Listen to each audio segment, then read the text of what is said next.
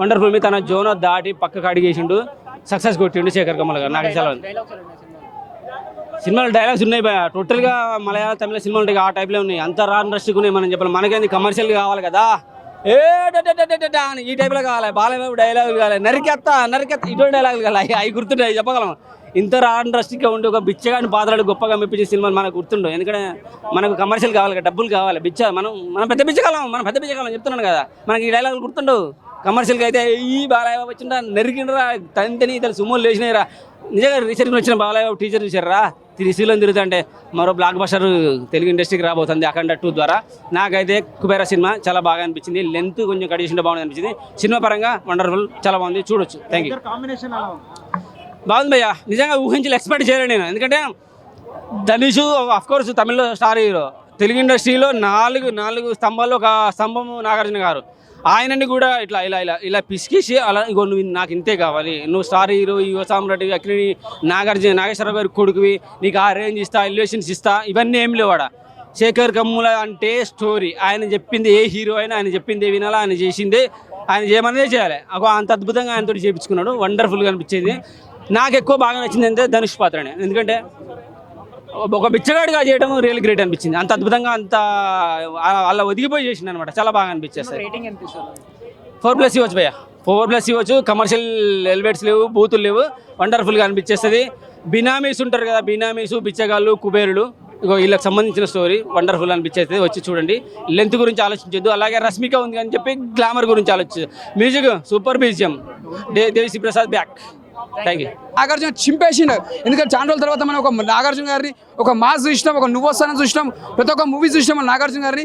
చాలా రోజులతో శేఖర్ కమల్ గారి డైరెక్షన్లో మళ్ళీ ఒక నిరూపించుకుని కింగ్ నాగార్జున గారు యాక్టింగ్ కానీ, ఫైట్స్ కానీ, ఒక్కొక్క స్టైల్స్ చూస్తున్నా మాత్రం మళ్ళీ మనకు రజనీకాంత్ కనిపిస్తుంది. అంత యాక్టింగ్ అంతా బాగా చేసిండు.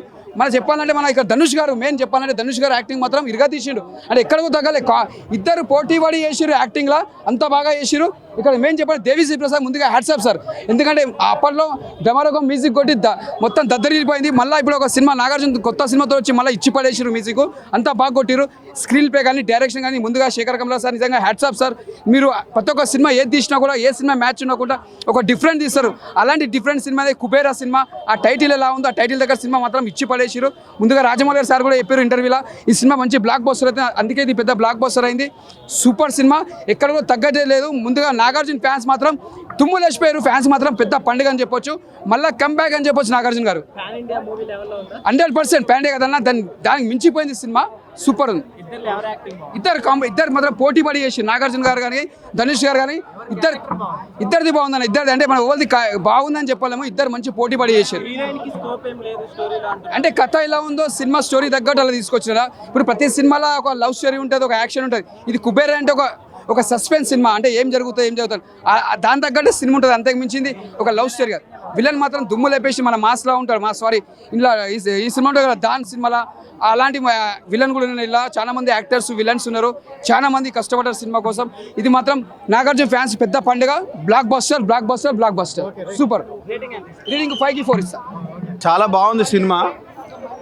క్యాపిటలిజం ఎలా అయితే దోచుకుంటుందో దేశాన్ని అనేది చూపించండి సినిమాలో.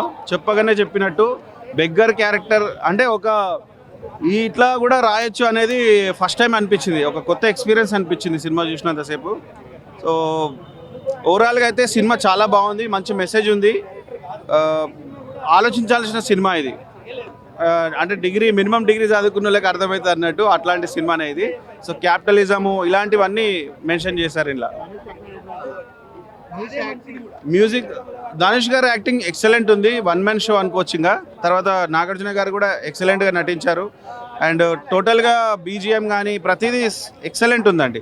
బాగుంది సినిమా, ఎక్సలెంట్ అండి.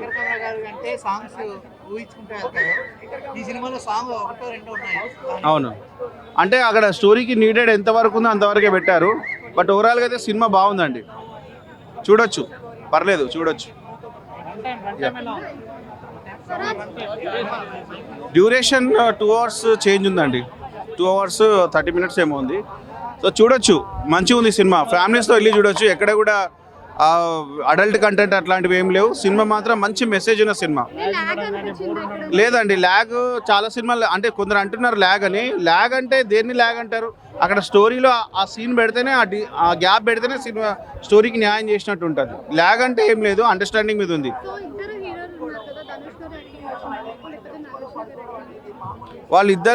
ఇద్దరు ఎక్సలెంట్గా చేశారు అనుకోండి. సినిమాకి ఇద్దరు ప్రాణం పెట్టేశారు, చాలా బాగా చేశారు, బాగున్నాయి క్యారెక్టర్స్. అల్టిమేట్